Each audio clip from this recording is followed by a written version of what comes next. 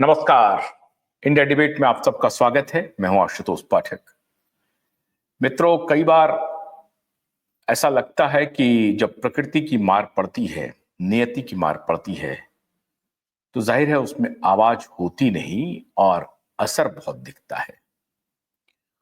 बॉलीवुड पर ऐसा श्राप लगा है सुशांत और दिशा का कि जैसा कि पहले पहले भी मैं बता चुका हूं कि इस बॉलीवुड को ध्वस्त ही हो जाना चाहिए। और अब ये बॉलीवुड अपनी सांसें गिन रहा है।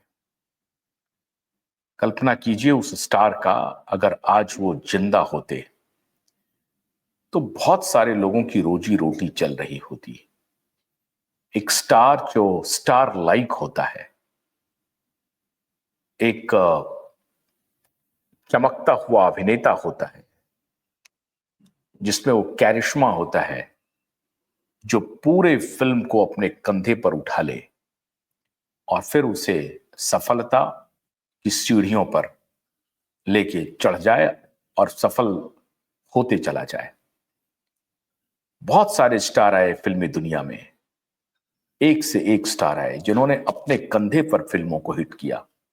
और कई बार आप दिलीप साहब का नाम लें या अमिताभ बच्चन का नाम लें, राजेश खन्ना का नाम लें, धर्मेंद्र का नाम लें, देवानंद का नाम लें, राज कपूर का नाम लें, ये लोग ऐसे अभिनेता थे जो अपनी कुवत पे, अपने बल पे, अपने हुनर पे, अपनी खूबसूरती पे, इस सब पर फिल्मों को आगे खींचते थे। 80s के दौर में, 90s के दौर में भी कुछ अभिनेता आए जिन्होंने निश्चित रूप से फिल्मों को आगे बढ़ाया, और खासतौर से खान ब्रदर्स की भूमिका उसमें बहुत बड़ी है, बहुत अहम है। ये कहना ज्यादती होगी कि ये खान ब्रदर्स ने कोई कंट्रीब्यूशन नहीं दिया है, ये ज्यादती होगी। लेकिन इसमें कोई शक नहीं है कि इन खान ब्रदर्स ने जितना कंट्रीब्यूशन किया, उससे ज्यादा फिल्म इंडस्ट्री का नुकसान कर गया। इन्होंने जितनी फिल्में, हिट फिल्में दी, फिल्मों के व्यापार को आगे बढ़ाया, लेकिन अब अपनी करतूतों से इन्होंने फिल्मों को तबाह भी कर दिया है, इंडस्ट्री को तबाह कर दिया। और उसमें एक सबसे बड़ा नाम है सलमान खान।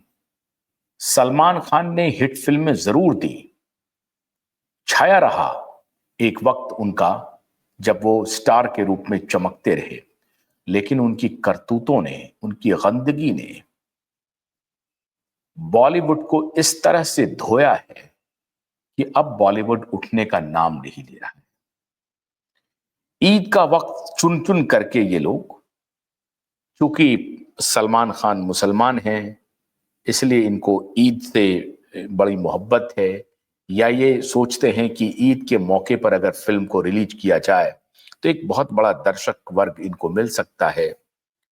लेकिन एक वर्ग विशेष को अपना गुलाम समझना, या ये समझना कि आप जो कुछ भी परोस देंगे उसे लोग खरीद लेंगे, और एक बहुत बड़ी आबादी उनको सिर्फ इस नाम पर देखने के लिए चली जाएगी क्योंकि वो आपकी जाति बिरादरी से आते हैं, आपकी कम्युनिटी से आते हैं। ये सब फेल कर दिया दर्शकों ने।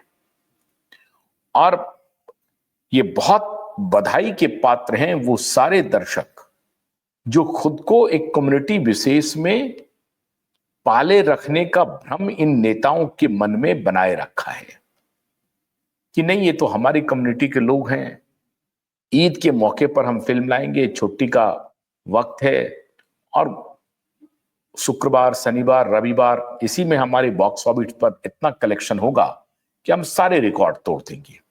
बॉक्स ऑफिस के जो कलेक्शन का खेल पिछले 15-20 वर्षों से अंडरवर्ल्ड के साथ कुछ माफिया फिल्म प्रोड्यूसर और फिल्म डायरेक्टर और फिल्म स्टार ने किया है, अभिनेता ने किया है, वो भी एक बहुत बड़ी कहानी है।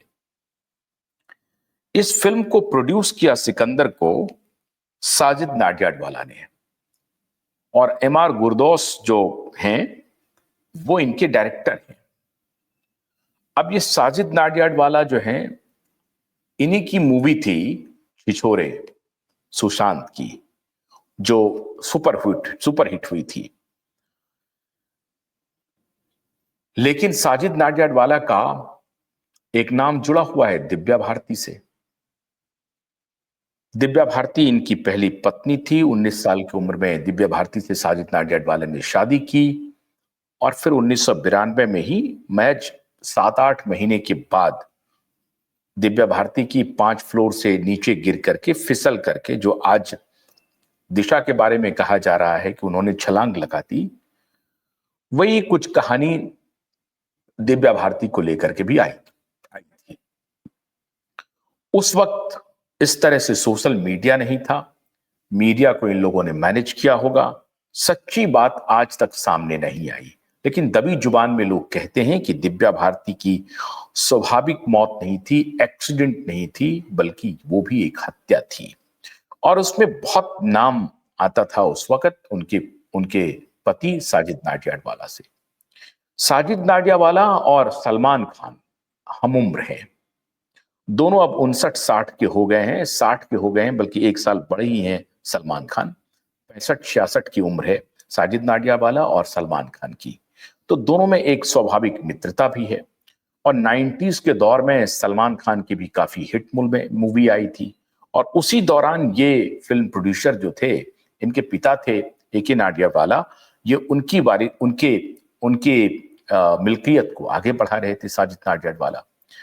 लेकिन साजिद नाडियाडवाला का भी नाम विवादों से जुड़ा हुआ है। ये और बात है कि सुशांत के लिए भी इन्होंने फिल्में प्रोड्यूस की, छिछोरे जिसका मैंने आपको जिक्र किया, और भी 1-2 मूवी इन्होंने प्रोड्यूस की, वो काफी सफल मूवी रही।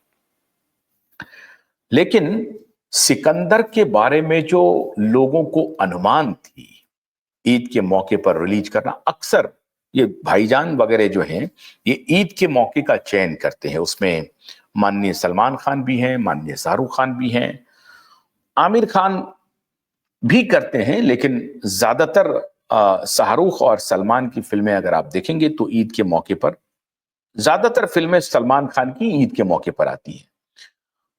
आमिर भी हैं, शाहरुख भी हैं, लेकिन इस बार ईद के चांद ने इन्हें अमावस की चांद दिखा दी। इस बार ईद का चांद उस तरह से चमका नहीं, इनके लिए अमावस का चांद हो गया सिकंदर मूवी।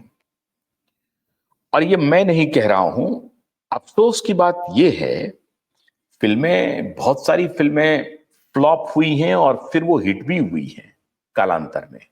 तीसरी कसम, जब तक शैलेंद्र जिंदा थे तब तक वो फिल्में फ्लॉप रही, लेकिन जब शैलेंद्र गुजर गए उसके बाद तीसरी कसम ने बॉक्स ऑफिस पे धूम मचा दिया। मेरा नाम जोकर पहले फ्लॉप हुआ, फिर मेरा नाम जोकर ने फिर धूम मचाया। लेकिन ऐसा कुछ मेरा नाम जोकर या तीसरी कसम वाला चीज सिकंदर के साथ नहीं होने वाला है, क्योंकि सिकंदर के बारे में क्यूवाइब नेटवर्क का, आप नहीं कहिए कि क्यूवाइब नेटवर्क कोई रिव्यू दे रहा है, अपनी तरफ से बोल रहा है, या हमारे मन में कोई प्रेजुडिस है सलमान खान को लेकर के। बिल्कुल नहीं है कोई प्रेजुडिस। लेकिन सलमान खान अपनी करतूतों से जो हाल बनाया है, अब वो पलट करके, वो जिसको कहते हैं ना कर्म पलट के आता है, अंग्रेजी में कर्मा कहते हैं आप, तो कर्म पलट के सलमान खान को लगता है कि दबोच रहा है। जैसे जैसे उम्र बढ़ती जा रही है, 200 करोड़ की फिल्म है सिकंदर। 200 करोड़ की फिल्म 10 करोड़ भी कलेक्शन नहीं कर पाई है। और ये बात मैं नहीं कह रहा हूं, ये बात जितनी मीडिया ऑर्गेनाइजेशंस हैं वो सबके सब कह रहे हैं। और जो 4-5 कारण दे रहे हैं इनके फ्लॉप होने के, उसमें से मैं आपको एक कारण बताने की कोशिश करता हूं जो मैं नहीं लिख रहा हूं। 4 reasons why Sikandar could be Salman Khan's most expensive flop. एक तो जैसा मैंने आपको बताया कि फ्लॉप केवल फ्लॉप नहीं है, इससे सलमान खान की जिंदगी जुड़ी हुई है। 2023 के बाद कोई मूवी पहली बार 2025 में सलमान खान की आई है, और 2023 के पहले आपको मालूम होगा दिशा सुशांत की जब मृत्यु हुई थी, सलमान खान मुंबई में नहीं थे, ये भागे फिर रहे थे। क्यों भाग रहे थे, क्या कारण था, भगवान जाने।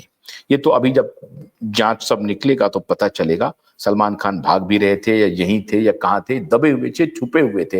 हो सकता है कोविड का डर रहा हो, कोविड के डर के वजह से छुपे हुए थे। तो 2020-21 का साल तो यूं चला गया।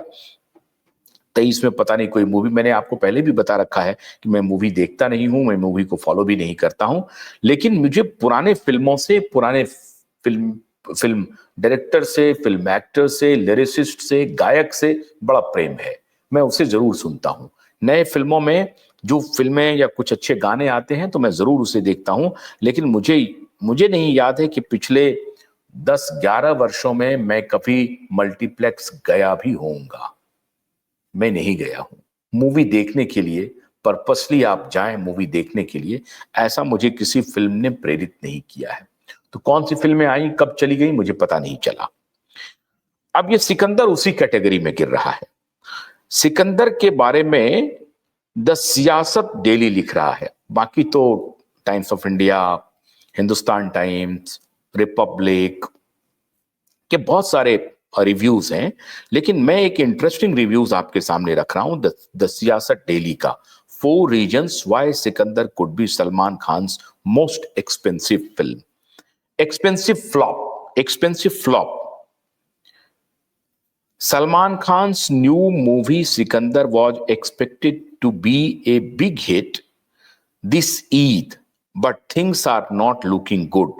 The movie, made with a huge budget of rupees 200 crores, is already in trouble before it even releases. Let's look at why Sikandar might flop badly at the box office. 200 crore की मूवी जो बनी है, जो एक बड़े expectation के साथ आई थी कि ईद में वो कुछ बड़ा कमाल करेगी, वो बड़ा कमाल इनका फेल हो गया। और उसके 4 कारण हैं, वो मैं आपको, मेरा नहीं है ये सियासत डेली का रिव्यू है जो आपके सामने दे रहे हैं। Very poor advance bookings of Sikandar. और अगर आप ट्विटर हैंडल पे, जो एक्स का प्लेटफॉर्म है, वो भी मैं आपको दिखाऊंगा। In 4 days of advance booking, Sikandar earned just rupees 10 crores from 18,000 shows. देश भर के 18,000 शोज में, 18,000 मतलब जैसे night show, evening show, morning show, mid day show, ये जो शोज होते हैं अलग अलग टाइमिंग के, 2 घंटे 3 घंटे की, जितने घंटे की मूवी है मुझे नहीं मालूम कितने घंटे की मूवी है, लेकिन 18,000 शोज में से सिर्फ 10 करोड़ का कलेक्शन है। Other movies with smallest budgets have done better. जो छोटे बजट के फिल्म थे इसी टाइम फ्रेम में, जबकि सिकंदर मूवी चल रही है, दूसरी मूवी जो आई है जो छोटे बजट की मूवी है, वो अच्छा बिजनेस कर रही है। To enter the top 10 in pre-sales, it still needs to sell over 2 lakh tickets. This is a big warning sign. अगर इनको 2 लाख टिकट बेचने पड़ेंगे, अगर इनको अपना रिकवरी भी करना है, तो भी इसको 2 लाख टिकट बुक करने पड़ेंगे। और ये सलमान खान का जो एक्स का हैंडल है, वो कह रहा है, सलमान खान ट्वीट करते हैं, एक्स पर पोस्ट लिख करते हैं, Sikandar in cinemas tomorrow, book your tickets now. उसमें बुक माई शो है, अलग अलग उसका दिया हुआ है। लेकिन इनके ट्वीट पर जो रिएक्शन है वो 1.2 रिप्लाई है। बस इतना बड़ा मूवी हो रहा है साहब, 15,000 लाइक जरूर है, लेकिन 1.2 रिप्लाईज ही हैं। 1200 रिप्लाई है। मामूली, जिनका कि इतना बड़ा फॉलोअर है, कितना है एक्स पे इनका फॉलोअर? एक्स पे जो जिस हिसाब से इनका फॉलोअर है, ये आपका पैरामीटर्स है कि लगभग 46 मिलियन फॉलोअर्स हैं। अब इससे बड़ा पैरामीटर्स नहीं हो सकता है किसी के फ्लॉप होने का। Almost 46 million follower on x platform. किनका है? सलमान भाई सलमान खान जी का। और उसमें सिर्फ जब इन्होंने अपना पोस्ट किया है कि Sikandar is out for Sikandar is in cinema from tomorrow, so book your tickets now, उसका जो रिप्लाई है वो ऑफिशियल रिप्लाई अभी तक कितना है, 1200 रिप्लाई है मात्र 46 मिलियन फॉलोअर्स में से सिर्फ और सिर्फ 1200 रिप्लाई है उस पोस्ट पे। ये बताता है कि जहां 4.5 करोड़ से भी अधिक फॉलोअर हो एक प्लेटफॉर्म पे, वहां 1200 ने रिस्पॉन्स किया है, 1200 ने। ये है सलमान खान की popularity. Forget about movies, forget about movies, Salman Khan ध्वस्त हो चुके हैं, मिट्टी में एक प्रकार से कहें तो मिल चुके हैं। सलमान खान को अब कोई पसंद नहीं कर रहा है। और इस ईद पे भी, ईद के चांद ने भी उन्हें कोई रोशनी नहीं दी। और ऐसा लग गया कि ईद में जो दीदार हुआ चांद का, वो अमावस का चांद दिखने लगा, अमावस की ही चांद नजर आने लगी ईद में। 4.5 करोड़ फॉलोअर, 1200 का रिस्पॉन्स, ध्वस्त हो गए सलमान खान। यह है पैरामीटर सलमान खान का। इनकी सारी हैंकड़ी खत्म हो गई। और जब ये मूवी थिएटर से निकल रहे थे भाई सलमान खान, तो पत्रकारों ने पूछा कि कैसा लग रहा है, आपने अभी फिल्म के पहले कोई विवाद हुआ है? और इन्होंने विवाद खड़ा करने की कोशिश भी की, एक घड़ी पहन करके कि ये रामलला की घड़ी है। उस पर एक फतवा भी जारी करवाया इन्होंने, एक मौलाना को कह करके कि फतवा जारी कर दो। लेकिन वो प्रीतम का म्यूजिक, प्रीतम भी वैसा ही म्यूजिक डायरेक्टर है, कभी कभार एक आध दो चालू इनके म्यूजिक आ जाते हैं, लेकिन चालू म्यूजिक देने में प्रीतम वगैरह जो हैं, और प्रीतम के ऊपर जो इनकी म्यूजिक डायरेक्टर है, म्यूजिक डायरेक्टर प्रीतम ही है फिल्म में। मैं बड़ा इंटरेस्ट रखता हूँ। हाँ, तो म्यूजिक प्रीतम जी का है। प्रीतम जी के ऊपर बहुत सारे आरोप लगे हैं म्यूजिक चोरी करने के। अब इसमें कितनी सच्चाई है ये मैं नहीं कह सकता हूं, मैं उसकी पुष्टि भी नहीं कर रहा हूं, लेकिन प्रीतम के ऊपर म्यूजिक चोरी करने के आरोप लगते रहे हैं। कभी चाइनीज म्यूजिक चुरा लिया, कभी थाई म्यूजिक चुरा लिया, कभी कहीं का। देखिए, म्यूजिक चोरी करने का तो आरोप, या उससे सिमिलर म्यूजिक देने का आरोप तो आर.डी. बर्मन पर भी लगता था, लेकिन यहां माननीय प्रीतम जी के ऊपर तो बहुत आरोप लग रहे हैं। तो प्रीतम जी का म्यूजिक है। और ये जो घड़ी का विवाद इन्होंने शुरू किया कि चलो घड़ी का विवाद शुरू कर देते हैं, हेयर ट्रांसप्लांट करा करके आए हुए हैं, पूरी तरह से बुढ़े हो चुके हैं, कोई सर पे बाल नहीं है इनके। लेकिन खैर, बाल होना तो भाई उम्र का तकाजा है, जाते रहेगी आते रहेगी, वो अलग बात है। लेकिन ये पूरा हेयर ट्रांसप्लांटेशन है और हेयर वीविंग जिसको आप कहते हैं वो है। उसके बाद भी 60 साल के इस नौजवान को ये रश्मिका मंदाना के साथ इन्होंने फिल्म में काम, मतलब इनकी ये देखिए, खुद ये 60 साल के हैं, अब इनको कैरेक्टर आर्टिस्ट में खुद को तब्दील करना चाहिए, लेकिन ये खुद को जवान बनाए हुए हैं और रश्मिका मंदाना के साथ जो है वो फिल्म करना चाहते हैं। हाँ, ये खुद तो 60 है और 28 साल की रश्मिका मंदाना, उनकी भी तस्वीर लगाइए जरा सा।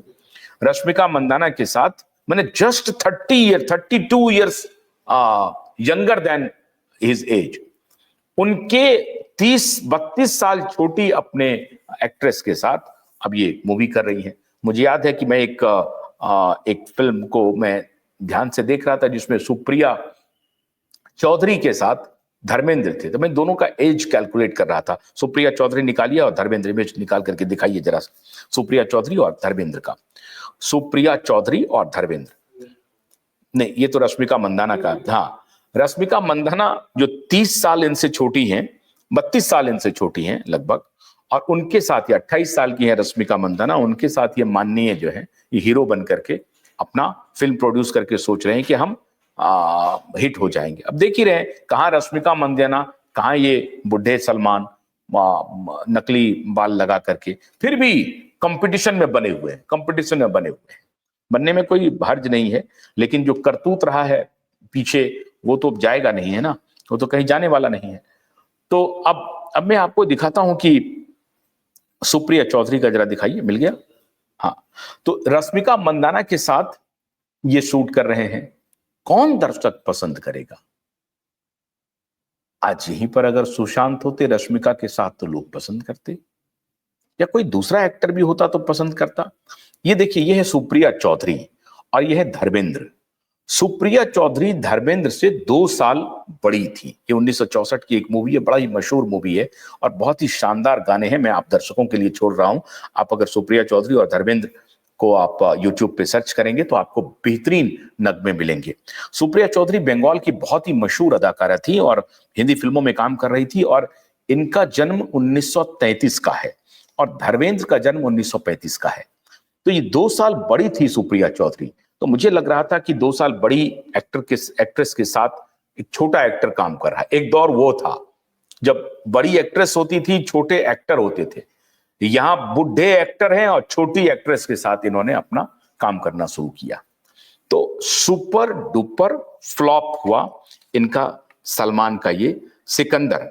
अब अगर रश्मिका मंदाना के साथ नहीं कोई और, अब ये देखिए सलमान खान, शाहरुख खान और आमिर खान, सैफ अली खान, ये चारों टोटल बुढ़े हो चुके हैं, लेकिन इनको ये बनी हुई है कि मैं अभी 30s में हूं। और वो जितने नए स्टार्स आते हैं ना, वो नए स्टार्स से इनको सब अब अलग अलग व्यापार भी करने लगे हैं, बिजनेस भी करने की। उस दौर में तो होता भी नहीं था, दूसरे दूसरे बिजनेस करने लगे, लेकिन ये लोग तो व्यवसायी हो गए। शशि कपूर एक सफल बिजनेसमैन थे, वो उन्होंने दूसरा बिजनेस भी शुरू किया था और उनके बेटे फिल्म में नहीं आए। लेकिन अगर आज सुशांत होते रश्मिका के सामने और यही फिल्म होता सिकंदर, हो सकता है बात कुछ और होती। क्योंकि मैंने कहा जैसा कि मैंने सुशांत के बहुत सारे मूवीज को नहीं देखा, लेकिन मैंने ब्योमकेश बख्शी देखा, धोनी देखा, छिछोरे देखा। वर्सटाइल टैलेंट था, वर्सटैलिटी थी उस एक्टर में। उस एक्टर में पूरा पोटेंशियल था जो बॉलीवुड में आने वाले 25 वर्षों तक तो निश्चित रूप से वो राज करते, और उस दौरान उनका रियल टैलेंट निकल के आता। मैं अभी एक इंटरव्यू देख रहा था जिसमें अमिताभ बच्चन स्वयं कह रहे हैं, और वो राजीव मसंद का ही इंटरव्यू है, मैंने देखा वो स्टार राउंड टेबल में ये, और अमिताभ बच्चन कह रहे हैं कि लास्ट जो आपने धोनी में जो विनिंग शॉट लगाया है, उसका जो एक्सप्रेशन है वो अनमैचेबल है, अनमैचेबल एक्सप्रेशन है। ये कौन कह रहे हैं? जिनको आप सदी के महानायक कहते हैं, अमिताभ बच्चन। ये वर्बेटम उनका वर्ड है। और जो खुद सुशांत के साथ बैठ करके इंटरव्यू दे रहे हैं, उस इंटरव्यू में अमिताभ बच्चन तारीफ कर रहे हैं सुशांत की कि वो जो लास्ट एक्सप्रेशन था वो अनमैचेबल था, बेहतरीन। ये कहां से लाए यार? वो अमिताभ बच्चन कह रहे हैं सुशांत के बारे में। अगर सुशांत आज जिंदा होते तो जैसा मैंने आपको बताया कि आने वाले 25 वर्षों तक निश्चित रूप से बॉलीवुड में वो राज कर रहे होते। मैं उनका एक इंटरव्यू देख रहा था जिसमें वो ये कह रहे हैं कि मैं इंजीनियरिंग क्यों गए। उन्होंने कहा कि मेरे पास वर्ड्स नहीं थे, मैं बोलने में बहुत तेज नहीं था या बहुत लंबा लिख नहीं सकता था। तो मैंने सोचा कि मैं अपने एक्सप्रेशंस को कहां एक्सप्रेस कर सकता हूं। तो उन्होंने जिक्र किया कि इसीलिए मैंने इंजीनियरिंग चुना, मैथमेटिक्स चुना, जहां पर कि आप फॉर्मूला में चीजों को, बड़ी चीजों को आप स्क्वायर में, रूट्स में डिफाइन करके, MC स्क्वायर, ये स्क्वायर का वो जिक्र कर रहे थे कि मैथमेटिकल फॉर्मूला में आप बड़ी बात को छोटे में कह सकते हो। इसलिए मैंने इंजीनियरिंग को चुना और मैं उसमें कामयाब होता गया। अब आप सोचिए कि इतना फिलोसॉफिकल व्यक्ति जो ये कहता हो कि शब्दों को, वाक्यों को बड़े में मैं एक्सप्रेस करने में उतना काबिल नहीं था, बहुत शाय था, इंट्रोवर्ट था, टॉकेटिव नहीं था, तो मैंने अपने शायनेस को कन्वर्ट कर दिया अपने उसके उसका जो मैक्सिमम पोटेंशियल हो सकता है वो इंजीनियरिंग में तब्दील कर दिया। और फिर मैंने इंजीनियरिंग को चुना, और इंजीनियरिंग में भी वो रैंकर्स थे, ऐसा नहीं था कि बैक बेंचर थे, वो रैंकर्स थे। तो वो कह रहे थे कि मैं साइंटिस्ट भी बनना चाहता था, इंजीनियर तो मैं बन ही गया था, 3 साल ऑलरेडी मैं दे चुका था। इतना फिलोसॉफिकल, इतना बढ़िया एक पढ़ा लिखा। और वो एक और इंटरव्यू में सुशांत कह रहे हैं कि अगर आप मुझसे ये कहें कि मैं किसको एडमायर करता हूं, तो वो कह रहे हैं कि बलराज साहनी को एडमायर करते हैं। और आपको मालूम होना चाहिए कि Balraj Sahni was one of the brightest actor of film industry and the great educationist. He was most educated actor in film industry, Balraj Sahni. Balraj Sahni को सुशांत एडमायर करते हैं in the same interview along with Amitabh Bachchan. Amitabh Bachchan उनके बगल में बैठे हैं और वो कह रहे हैं कि मैं बलराज साहनी को एडमायर करता हूं। ये सारी बातें ऐसी हैं जो आपको सोने नहीं देगी। ये बेचैनी है जब क्यूबाइड नेटवर्क इस मुद्दे को उठा रहा है। आप लोगों को लगता होगा कि सुशांत के बारे में क्यों ऐसा कह रहे हैं, क्योंकि मैंने बाद में जब रिसर्च किया, बाद में जब देखा, तो मैं देख रहा हूं कि सुशांत बलराज साहनी को एडमायर कर रहे हैं। और बलराज साहनी कौन है? जो कॉपी बुक स्टाइल, आप समझिए कि जैसे क्रिकेट में Sunil Gavaskar copy book style थे, उनके जो स्ट्रोक्स होते थे, उनको लोग कहते थे कि इनका फुटवर्क देखिए कितना शानदार है। छोटे कद का व्यक्ति है लेकिन फुटवर्क इतना शानदार होता था कि बड़े बड़े गेंद को, मार्शल को, होल्डिंग को भी खेलने में वो पीछे नहीं हटते थे। तो उसको कहते हैं कि क्रिकेट का कॉपी बुक। तो फिल्म का जो एक्टिंग का जो कॉपी बुक है, इसमें कोई शक नहीं कि अमिताभ बच्चन एक सफल एक्टर है और एक्टिंग में उनका भी कोई जोड़ नहीं है, और इसीलिए उनको सदी का महानायक कहते हैं। जो बात है, जो एक्टिंग की बात है, वो है, उसकी जरूर तारीफ होनी चाहिए। दिलीप साहब हैं, बलराज साहनी है, तो उन्होंने बलराज साहनी को चुना। दिलीप को भी चुना, दिलीप साहब को भी चुना, अमिताभ बच्चन तो उनके बगल में बैठे हैं, लेकिन वो बलराज साहनी का जिक्र कर रहे हैं। वो बलराज साहनी भीष्म साहनी के भाई थे। बलराज साहनी बहुत पढ़े लिखे इंसान थे, और भीष्म साहनी जो उनके भाई थे वो भी काफी पढ़े लिखे इंसान थे।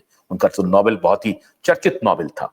तो भीष्म साहनी के भाई बलराज साहनी को एडमायर कर रहा है सुशांत सिंह राजपूत। आप फर्ज कीजिए कि अगर सिकंदर में सुशांत होते तो बॉक्स ऑफिस पर क्या होता। इसी साजिद नाडियाडवाला की फिल्म थी छिछोरे, और वो शानदार एक्टिंग किया छिछोरे में, जो माइलस्टोन बन गया, सुपर हिट हुआ। तो ये जो सलमान खान की मूवी, ये लोग जो कब्जा जमाए हुए हैं बॉलीवुड पे, ये बॉलीवुड इनका क्यों फेल हो रहा है, ये मैं नहीं कह रहा हूं। Songs that no one is listening, 4 reasons. पहली बात तो एडवांस टिकट लेने के लिए कोई गया नहीं, कोई फैक्टर नहीं था। सलमान खान एज फैक्टर, पहला फैक्टर बता रहे हैं सलमान का एज फैक्टर, वो तो मैं बता ही रहा हूं। 60 और 32 का आंकड़ा, 32 साल बड़े के छोटी के साथ एक्टिंग कर रहे हैं, एज फैक्टर हो गया। दूसरा है songs that no one is listening. मैंने सॉन्ग के बारे में बताया है कि प्रीतम जो है, प्रीतम के ऊपर चोरी का आरोप लगता रहा है। तो प्रीतम वो म्यूजिक डायरेक्टर ओपी नैयर नहीं है प्रीतम, या नौशाद नहीं है प्रीतम, जो राजा मेहदी अली खान के लिरिक्स को धुन दे दे, या मदन मोहन नहीं है प्रीतम। ना तो मदन मोहन है, ना नौशाद है, ना आर डी बर्मन है, ना एस डी बर्मन है, ना शंकर जयकिशन है, ना लक्ष्मीकांत प्यारेलाल हैं। ये लोग हैं म्यूजिक डायरेक्टर, इसको कहते हैं म्यूजिक डायरेक्टर। इधर का टुकड़ा, इधर का टुकड़ा, बाल बढ़ा के थोड़ा कुछ इंस्ट्रूमेंट्स बजाना सीख लिया, वो म्यूजिक डायरेक्शन नहीं होता है। म्यूजिक डायरेक्शन में वो बात होती है, लता मंगेशकर और मोहम्मद रफी के बीच में कुछ दिन बात नहीं हुई थी किसी खास मुद्दे को लेकर के, रॉयल्टी को लेकर के तकरार हो गया लता मंगेशकर और मोहम्मद रफी के बीच में। और वो कहा जाता है कि वो जो 3 साल 4 साल का वक्त था, फिल्म इंडस्ट्री ने बहुत सारे बेहतरीन सुपरहिट नगमे को गंवा दिया। लेकिन उसी दौरान एक म्यूजिक डायरेक्टर आए, ओपी नैयर, जो थे पहले से थे। तो ओपी नैयर साहब ने एक नई आवाज को यूज किया, और वो नई आवाज कौन थी? वो नई आवाज थी खुद उनकी बहन आशा भोसले।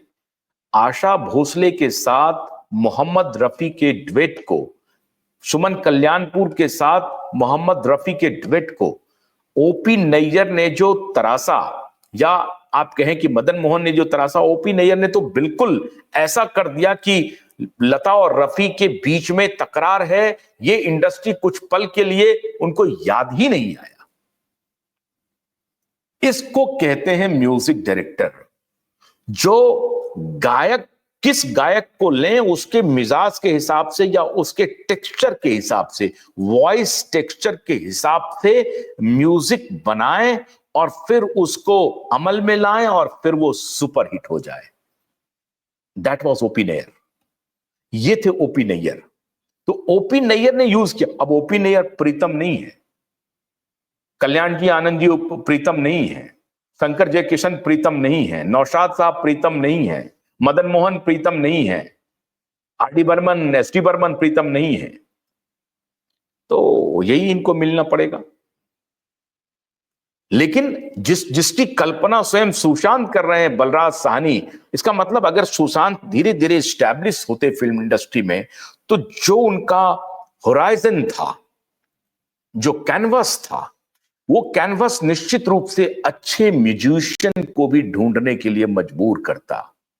अच्छे म्यूजिक डायरेक्टर भी आते, अच्छे लिरिसिस्ट भी आते। आपको मैं एक दो बार अपने शो में बता चुका हूं कि मजरूह सुल्तानपुरी को जब दादा साहब फाल्के अवार्ड मिला तो उनसे पूछा कि आप नए दौर में गाने क्यों नहीं लिख रहे हैं। उन्होंने कहा कि चोली के पीछे क्या है, मैं गाने नहीं लिख सकता हूं, मैं बहुत अगर लिखूंगा तो पापा कहते हैं बड़ा नाम करूंगा, बड़ा नाम करेगा गाने तक लिखूंगा, इससे नीचे में नहीं जाऊंगा।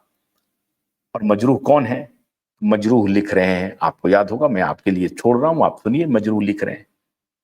तो इस तरह के आप जो नगमनी का जिसको आप कहते हैं, इस तरह के नगमा लिखने वाले, इस तरह के लिरिसिस्ट, इस तरह संगीतकार जो थे, संगीत लेखक जो थे, गीतकार जो थे, और म्यूजिशियन जो थे, डायरेक्टर जो थे, लिरिसिस्ट, म्यूजिशियन, तो फिल्म इंडस्ट्री ने क्या खोया सुशांत के रूप में। सुशांत जो बलराज साहनी को एडमायर करता है, तो और उस तरह के Byomkesh Bakshi film movie produce भी करता है, खिचुड़े करता है, तो धोनी भी करता है। So this is the horizon. अब इस होराइजन में अगर सुशांत होते तो शायद म्यूजिक डायरेक्टर को भी कंपेल करते कि कुछ अच्छा म्यूजिक बनाओ, कुछ अच्छे गायकों को तलाशते, कुछ अच्छे स्क्रिप्ट की तलाश करते, धीरे धीरे जैसे जैसे वो मेच्योर होते जाते। लेकिन इसी बीच में अब क्या करें, वो रिया चक्रवर्ती के भी चक्कर में पड़ गए। अब ये तो गलती सुशांत की थी, इसमें तो मैं यही कहूंगा अब सुशांत की गलती थी या सुशांत को उसने ट्रैप कर लिया, ये तो अभी जांच जब होगा तो पता चलेगा। लेकिन ये रिया चक्रवर्ती भी आ गई, ये जो चरसी गैंग पहुंच गई इनके घर में, भाई ड्रग पेडलर, ये ड्रग पेडलर, ये। अच्छा, साजिद नाडियाडवाला को मैं अभी देख रहा था, तो साजिद नाडियाडवाला के साथ एक सज्जन है जो आजकल रिया चक्रवर्ती के साथ है, आप सबको मालूम है। तो वो सज्जन ने अभी 2021-20 में, ये जब कोविड का चल रहा था, तो इन्होंने एक ऑनलाइन कुछ खेल शुरू किया। इन दोनों ने मिलकर के विश्वनाथन आनंद जो चेस चैंपियन थे उन्हीं को चीट कर लिया, ये साजिद नाडियाडवाला और अभी जो रिया चक्रवर्ती का नया बॉयफ्रेंड है, ये दोनों मिलकर के, इन दोनों के ऊपर आरोप लगा है, विश्वनाथन आनंद को ही चीट कर लिया ऑनलाइन चेस का एक कंपटीशन करके, और खुद ही विजेता बन गया। तो पता नहीं अब ये चीटर्स, सेटर्स, गेटर्स, फ्रॉड, इसका ही बोलबाला हो गया है समाज में। ऐसे लोग ही आगे बढ़ रहे हैं, जो धोखा दें, चीट करें, फ्रॉड करें, वो लोग आगे बढ़ रहे हैं। तो सुशांत बेचारा उसमें एक कॉम्पिटेंट, एक इंजीनियर था, फिलोसॉफिकल था, वो अपने ट्रेवलॉग को बता रहा है कि कैसे वो गांव से बाहर आता है, 200 रुपए से बड़े चेक्स मिलते हैं, उस सबको वो बताता है। उसमें एक खास बात थी, तो वो कहां फिट बैठता इस चर्ची गैंग में। लेकिन अच्छी बात यह है मित्रों कि ये चर्ची गैंग को दर्शक उनकी औकात दिखा रहे हैं। सिकंदर सुपर डुपर फ्लॉप हुआ। अब कैसे कैसे, एक तो म्यूजिक के बारे में कोई नहीं सुन रहा है, हमने बताया आपको उसके बारे में। Old story, nothing new, old story है, कुछ नहीं, वही हनुमान जी वाला जो था ना, बजरंगी भाईजान, उसी तरीके का डांस, उसी तरीके का रंग फैलाना, वो आगे में खड़ा हो जाना, पीछे में डांस करना, कोई नई बात नहीं है, कोई नई बात भी नहीं है।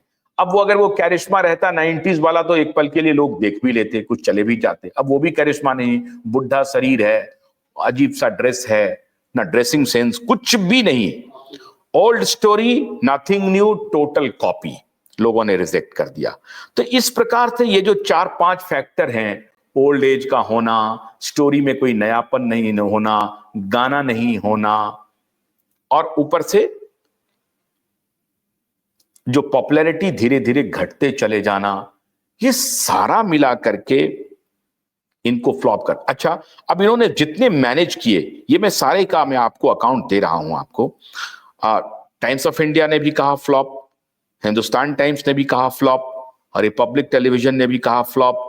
अब दिक्कत यह है कि इनके जो पीआर मैनेजर हैं वो भी नहीं मैनेज कर पा रहे हैं। होता यह है कि जब आपका कर्म आपके पीछे चलता है ना, तो nothing will work, and that is happening in your case mister Salman. Nothing is working for you. और मैंने बताया ना आपको कि ये मेरा नाम जोकर या तीसरी कसम की तरह नहीं है कि एक बार अभी तो फ्लॉप हो रहा है, 10 दिन के बाद ये उठ जाएगा। अरे 3 दिन अगर ये बॉक्स ऑफिस पे चलना मुश्किल हो रहा है, चौथे 5वें दिन तो रफा हो जाएगा, दफा हो जाएगा। पूरी ताकत लगा लो। कुछ भी नहीं है ना। फिल्म क्रिटिक क्या लिखेगा इसके बारे में, क्या लिखेगा? कौन सा म्यूजिक डायरेक्टर है जिसके ऊपर चोरी का आरोप लगता रहा है? एक आध दो हिट म्यूजिक दिया होगा, इसमें कालांतर में दिया है एक आध दो हिट म्यूजिक, मैं उसका ये नहीं कह रहा हूं। लेकिन ये साजिद नाडियाड वाला का पता नहीं है 1992 का इनका पीछा कर रहा है, या ये जो चीटिंग फ्रॉड सब चलता था इसका पीछा कर रहा है। हालांकि सुशांत के लिए उन्होंने एक मूवी बनाई थी छिछोरे, जो सुपर हिट हुआ था। तो मैं साजिद नाडियाड वाला को, अब उनका भी कर्म पीछा कर रहा है, सलमान का भी कर्म पीछा कर रहा है, क्या पीछा कर रहा है ये तो भगवान जाने।